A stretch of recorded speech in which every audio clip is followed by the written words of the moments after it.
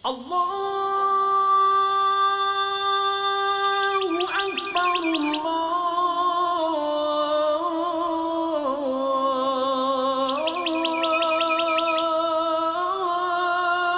Allahu Akbar. Alhamdulillahi Rabbil Alamin, wal aqibatu lil muttaqin, wala udwana illa ala adh-dhalimin. الصلاة والسلام على رسولنا محمد وعلى آله وصحبه أجمعين.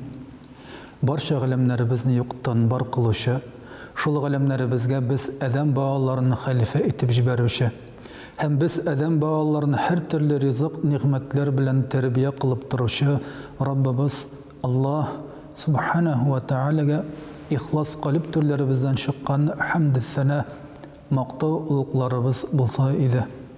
Biz бәндәләргә рәхмәт өчен дип җибәрелмеш булган Пәйгамбәрбез Мухаммад Мустафа саллаллаһу алейхи ва салламга, аның әһле бәйтенә, сахаба кирамнарына, һәм дә Пәйгамбәрбезгә кыямәт көннәренә кадәр изгелектә ирешүләребезгә ихлас күңел тарафларыбыздан ирешкән салават шәрифләребез, сәлам дугаларыбыз булса иде.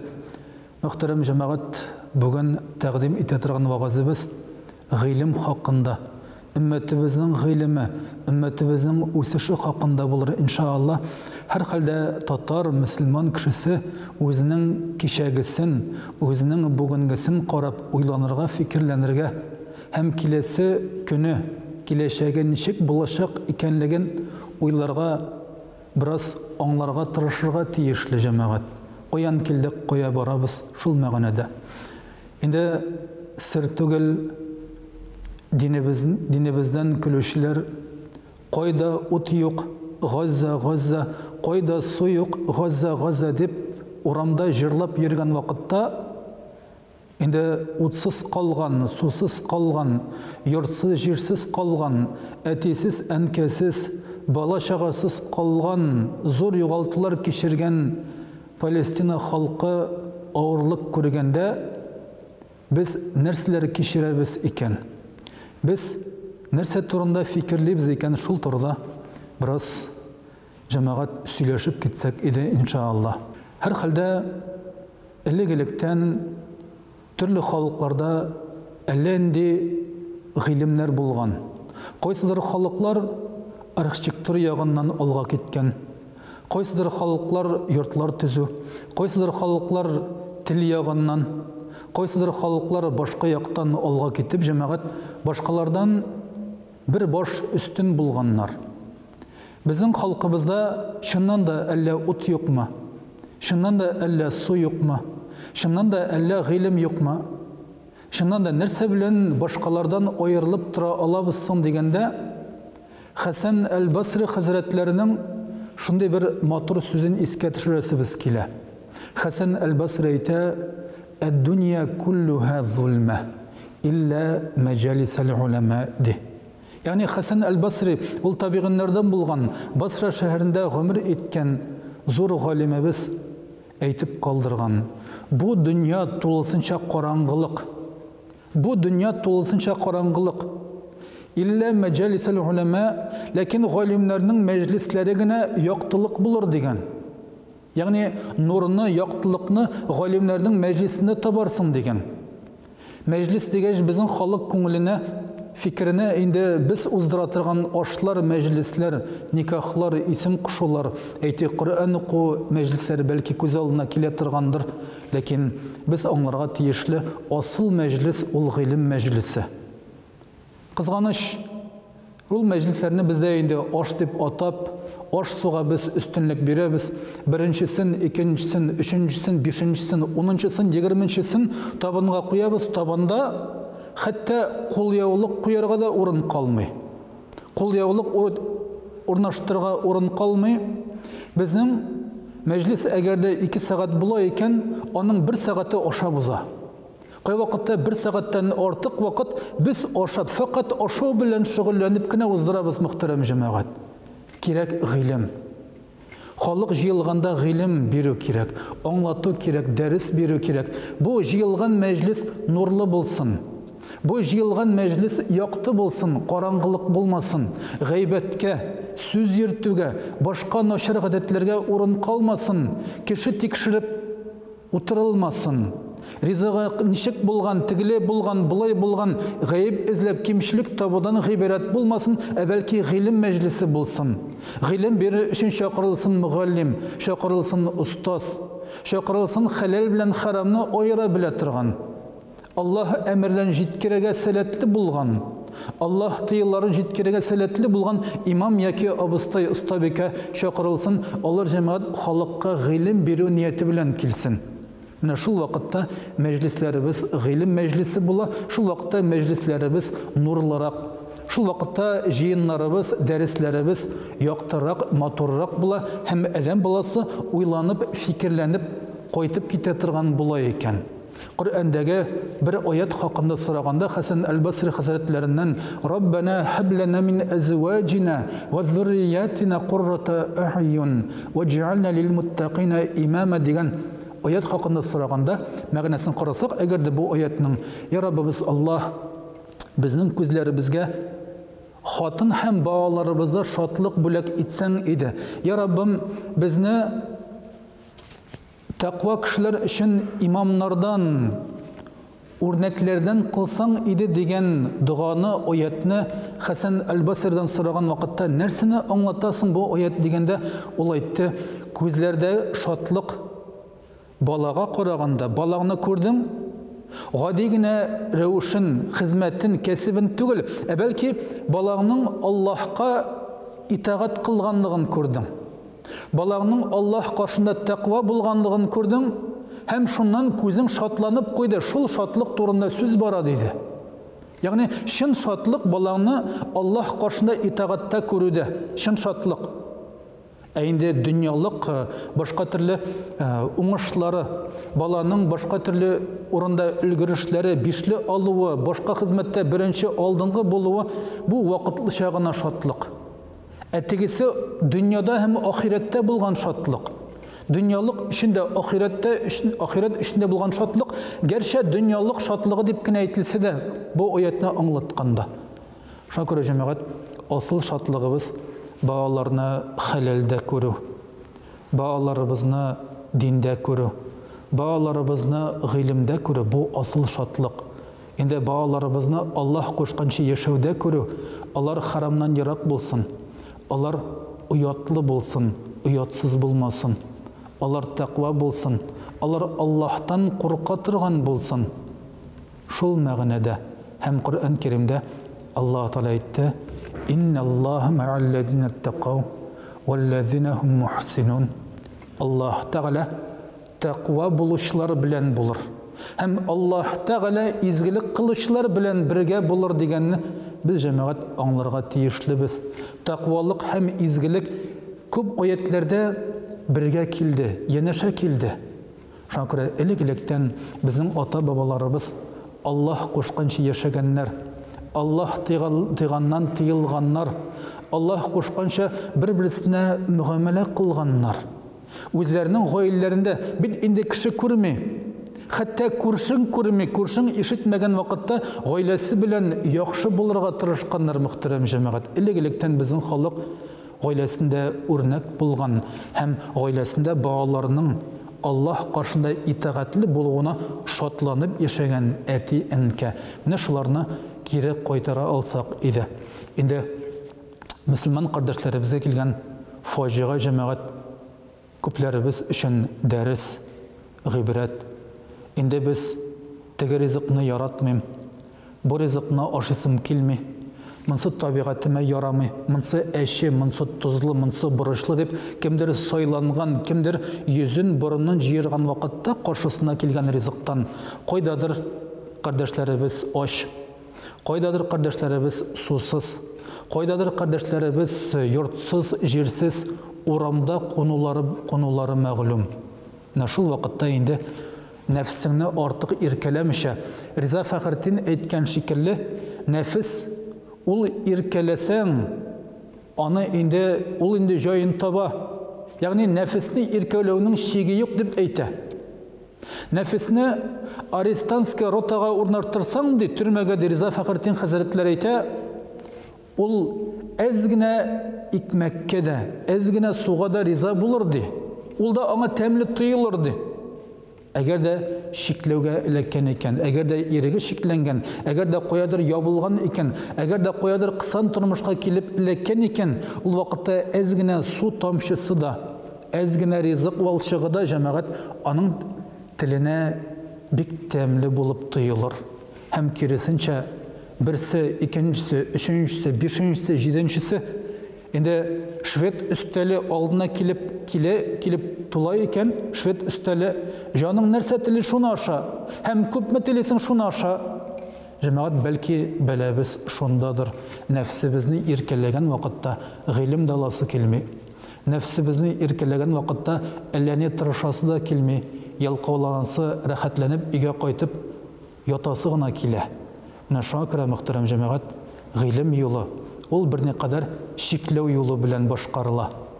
Балаларыбызны кичкенәдән тәртипкә күнектерсәк, иртәләрен йоклатмасак, галимнәребез әйтте, адәм баласының тормышына килгән бәрәкәтне ала торган әйберләрнең берсе иртә белән йоклау диделәр.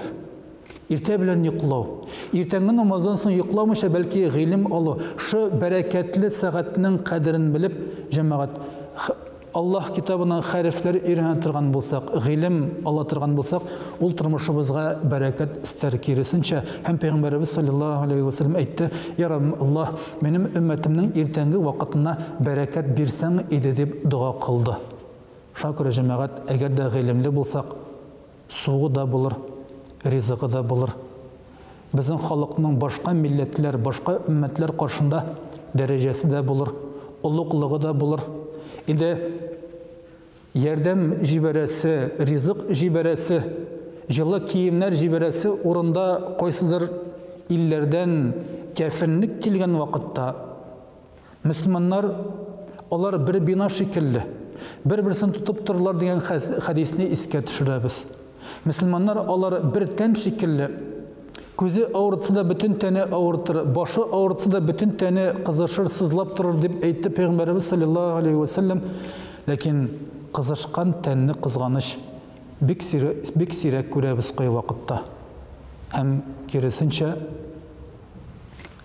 ярдәм кирәк булган очракта каш ясыйм дип күз чыгару очраклары, бәлки ризык урынына кәфенлек, менә сезгә бу да ярар дигән кебек, мөхтәрәм җәмәгать, бу инде мәсхәрә булса кирәк. Инде Аллаһ Тәгалә кайгылы, хәсрәтле вакытларда кардәшләребез хакында кайгыртып, әйе, без бит бер тән кебек, без бит бер җан кебек, кая әле дуа кылыйм әле, кая әле берәр яктан ярдәм итеп булмасын икән ризык белән, кая әле берәр яктан ярдәм итеп булмасын икән, берәр пушмак табып, җылы урын табып биреп булмасын икән дип, авыр вакытта кардәшеңә ярдәм кулы сузу, җәмәгать, ул динебезнең нигезләреннән. Һәм Коръәндә аятларны карасак, «Иннама нут'имукум ливаджхиллаһи ла нуриду минкум җазаан ва ла шукура». Ягъни мөселманнар, алар бер-берсенә ярдәм иткән вакытта ачларга, ялангачларга әйтерләр: "Дөреслектә, безнең сезгә ярдәм итүебез фақат Аллаһның дидары өчен, Аллаһның дидарын күрмәк өчен, ягъни ахират кыйммәте өчен, ахиратта әҗир савап, җәннәттә Аллаһның дәрәҗәләрен, мөэминнәргә бирә торган дәрәҗәләре өчен, Аллаһның җәннәттәге булган нигъмәтләре өчен" дип шулай уйласак хәерле була, иншааллах. «Ла нуриду минкум җазаан ва ла шукура». Ягъни без сездән ярдәм иткәнебезгә күрә бернинди рәхмәт тә, бернинди яхшылык та, изгелек тә өмет итмибез. Ягъни аның өчен түгел, безнең турында язуыгыз өчен, безнең турында сөйләүегез өчен, безнең турында каядыр яңгыратуыгыз өчен түгел, бәлки Аллаһ ризалыгы өчен дип ярдәм итәбез дип әйтерләр икән, мөхтәрәм җәмәгать, чын күңелдән ярдәмче булучылар. Пәйгамбәрбез саллаллаһу алейхи ва саллям мөселманнарның башка халыклар белән яшәгән вакытта чагыштырып карап, ничек булачаклары хакында әйтте: «Тaqуму саату ва рум аксарун нас». Ягъни кыямәт көне килер, румнар кешелекнең иң күп өлешен тәшкил итәрләр диде. Җәмәгать, карагыз әле. Әгәр дә без хәзер карасак, румнар кемнәр? Румнар алар насаралар. Бөтен Европа, Америка кыйтгаларында яшәүче халыкларның күпчелеге инде аларны тәшкил итә. Һәм ни өчен булай әйтелгән икән? Әйе, әгәр дә саннарны карасак, бүгенге көндә румнар варислары бүгенге көндә 2,4 миллиард халыкны тәшкил итә. Biz Müslümanlar 1,9 миллиард күләмендә. Аллаһ Тәгалә белүчерәк, ләкин без күрәбез, румнар бәлки халыкның күп булуы белән генә түгел, бәлки үзләренең көчле булулары белән Пәйгамбәрбез саллаллаһу алейхи ва сәлләмнең бу хадисен раслап киләләр. Көч аларда, технология аларда, гаскәр аларда, куәт аларда, гыйлем аларда. Ягъни алга китеш булсын, кулыбызга тутып эшли торган, сөйләшә торган телефоннарыбыз, карый торган телевизорларыбыз, тыңлый торган башка төрле чараларыбыз, алар бөтенесе румнар тарафыннан тәкъдим ителгән мөхтәрәм җәмәгать. Алардан башкалар күчерәк көнчыгыш халыклары үрнәк ала. Инде ләкин беренче урында Пәйгамбәрбез саллаллаһу алейхи ва сәлләм әйткәнчә, барыбер румнар калган икән. Һәм менә бу вакытта мөселманнар нәрсә эшләргә тиешле соң? Әйе, кызганыч, күп мөселман кардәшләребез дөньялыкка әллә ни зур әһәмият бирми. Кылган шөгылен, кәсебен җаваплы итеп үтәми. Бер кәсепкә бара, аны ташлый. Икенчесен башлый, ансын ташлый. Өченчесенә керешә, ансын калдыра. Өенә кайта, гаиләсе каршында. Теге эштә шундый минус бар. Бу эштә шундый кыенлык бар. Өченчесендә башка төрле авырлык бар дип, җиңелен генә эзләп йөри. Һәм Пәйгамбәрбез саллаллаһу алейхи ва сәлләм әйтте: әгәр дә бер һөнәр сиңа табыш китерә икән, ул һөнәрне калдырырга ашыкма диде. Ул һөнәрне, кәсепне калдырырга ашыкма, ягъни сабыр ит. Ягъни башлагансың икән, күрәсең икән, аннан тормышыңа, гаиләңә күпмедер мая тупларга мөмкинлек бар. Күпмедер сиңа этәргеч бирә, әллә каян әллә нәрсә эзләп йөрмә, ягъни мәсәлән, башлаган эшеңдә бераз сабыр ит. Дәрәҗәңдә күтәрелер. Иншаалла. Гыйлем ал. Шушы эштә үсәргә тырыш. Ягъни ахират гыйлеме белән бергә дөньялык гыйлемен дә алып бар. Башкалар алып бара бит әле. Башкалар эшли бит әле. Күрше егете, күрше баласы хезмәт кыла, үсә, тырыша. Син аннан киммәлле? Бәлки кайбер әтиәнләр, балам синнән барыбер булмый дип башка да суга торганнардыр. Бу дөрес алым түгел. Балакаем синнән дә була. Күршедән булган кебек синнән дә була. Күрше булдырган кебек син дә булдырасың иншаалла. Тырыш, укы дип җәмәгать әти-әниләр балаларга һөнәр өйрәтергә тиешләр һәм Риза Фәхретдин хәзрәтләре әйтеп калдырган балаларыгызга киләчәктә кирәк була торган һөнәрләр өйрәтегез дигән.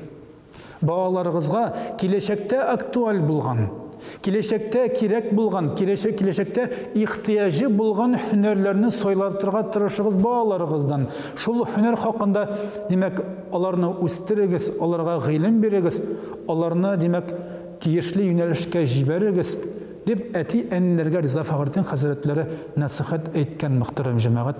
Шуңа күрә балаларга гыйлем биргәндә кичәге, былтыргы, узган гасырныкын түгел, бәлки алга барганда башка халыкларда нәрсә алга киткән, кайсы һөнәрләре алга киткән, башка халыкларны күзләп, башка халыкларны өйрәнеп, алар ничек яши, алар нәрсә хисабына алга киткән нәрсә хисабына без алардан артта калабыз соң дип шулай фикерләп җәмәгать балаларыбызны үстерә торган булсак, бу иншаалла өммәтебезгә дә, бу иншаалла динебезгә дә, дөньялыгыбызга да һәр яктан файдасы булыр иншаалла. Мөхтәрәм җәмәгать, Әбул Әсвәд дигән улуг галим, бу инде гарәп теле белгече булган. Хәтта Пәйгамбәрбез саллаллаһу алейхи ва сәлләм яшәгән чорда бераз яшәп калган шәхес. Әбул Әсвәд үзенең кызын кияүгә биргән вакытта кызы әтисеннән сорый. Әти миңа берәр киңәш бирсәң иде.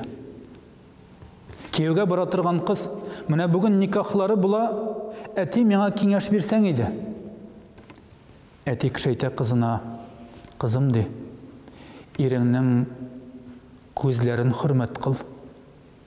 Иреңнең кулакларын хөрмәт кыл. Иреңнең борынын хөрмәт кыл ди. Әгәр дә фикерләсәк, ягъни күзләрен хөрмәтлә, синең кыяфәтең ирең каршында һәр вакытта матур булсын. Аллаһ Тәала Коръән Кәримдә әйткәнчә: وقرن في بيوتكن ولا تبرجن تبرج الجاهلية الأولى. Аллаһ Тәала Коръәндә хатын-кызларга әйтте: өйләрегездә утырыгыз. Һәм җаһилият заманындагы булган хатыннар шикелле бизәнмәгез диде урамга чыккан вакытта. Ягъни кеше ирләрен кызыктырмагыз. Үз ирегез каршында матур булыгыз. Үз ирегез каршында күркәм булыгыз. Ә моның өчен гыйлем кирәк. Моның өчен тақвалык кирәк, мөхтәрәм җәмәгать. Һәм иреңнең кулакларын хөрмәт кыл. Ягъни теләсә нәрсә сөйләмә иреңә. Пәйгамбәрбез саллаллаһу алейхи ва салламның хадисләрендә килә: хатын-кызның Аллаһ каршында иң күркәм булган сыйфатларыннан берсе ул ирен шатландыра белү сыйфаты. Шатландыра белә торган сыйфат, ирең өйгә кайтып кергән вакытта аның кәефен кыра торган сүз әйтеп түгел, сүзеңне аны шатландыра торган сүз белән башлау хәерле. Ярый әле кайттың атасы, әлхәмдүлилләh. Кара әле хәлләрең ничек, исән-саумы? Авыр булмадымы? Әле ярый син бар, әлхәмдүлилләh. Әйдә рәхим ит, түргәбез. Әйдә сине көтәбез. Аш пешкән, шәем кайнаган. Әйдә кулларыңны ю да ашырга утыр әйдә атасы. Ягъни әти кеше эшләп кайткан вакытта булай да инде авырлык күргән, булай да инде эштә нужа күреп кайткан инде ул бичара. Хезмәт кылган, тырышкан, Аллаһ ризалыгы өчен чапкан бит инде гаилә кайгыртучысы кешесе. Һәм мөхтәрәм җәмәгать, иреңне менә шулай матур итеп каршы алырга, матур итеп аралашырга кирәк, аның белән аның кулакларын хөрмәт ит дигән Әбул Әсвад хәзрәтләре. Һәм иреңнең борынын хөрмәт ит. Ягъни синнән һәр вакытта хушбуй исе килсен. Синнән һәр вакытта хуш ис, күркәм булсын дип әйтеп калдырган үзенең кызына насихат биргән вакытта, мөхтәрәм җәмәгать, шуңа күрә гыйлем димәк ул мәктәптә, мәдрәсәдә, югары яки урта белем бирә торган махсус уку йортлары белән генә шикләнми. Гыйлем, мөхтәрәм җәмәгать, ул безнең яшәү рәвешебез. Ул безнең гаилә кыйммәтләрен саклауыбыз. Ул безнең ир кеше хатынына, хатын-кыз иренә хөрмәт белән каравы. Һәм Абдулла ибн Аббас радиллаһу анһума үз вакытында әйтеп калдырган: хатыным минем янымда матур киенеп йөрергә тырышкан кебек, мин дә аның янында матур киенеп йөрергә тырышам дигән. Ягъни минем хакым булган кебек хатынымны өйдә матур итеп күрергә, аның да мине матур итеп күрергә хакы бар дип әйтеп калдырган, мөхтәрәм җәмәгать. Менә шул өйдә, гаиләдә хатын белән, балалар белән, ир белән, әти, әнкә белән аралашкан вакытта гыйлемебез сакланса иде. Бу исә гаиләләребездә матур яшәргә ярдәм итәр һәр вакыт, иншааллаһ. Аллаһ Тәала өммәтебезгә дуслык бирсен, татлылык бирсен, гаиләләребездә имин тормышлар булсын, гаиләләребездә тормышларыбыз бәрәкәтле, кәсепләребез уңышлы, имин кәсепләр булып, Аллаһ каршында вазифаларыбызны үтәп, чын мөэминнәр булып, чын мөселманнар булып яшәсәк иде.